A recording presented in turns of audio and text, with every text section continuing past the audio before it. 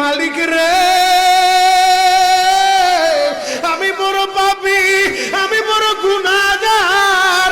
ও দয়ার আল্লাহ, আমি 10 বছর তোমার গোলামি করি নাই, আমি 20 বছর গোলামি করি নাই।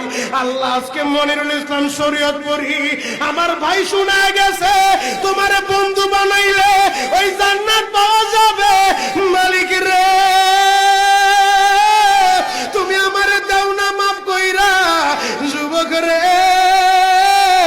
যদি কেউ আল্লাহরে বন্ধু বানাইতে পারে তার কোনো আর চিন্তা নাই, তার চিন্তার কারণ নাই গো বাবা।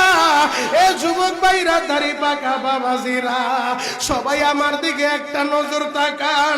এই যে দেখেন আমি হাতের ভিতরে আহারে টিস্যু দিয়া কাফনের মতো একটা দৃশ্য বানায় ফেললাম। এমন একটা কাপড় আপনার শরীরে একদিন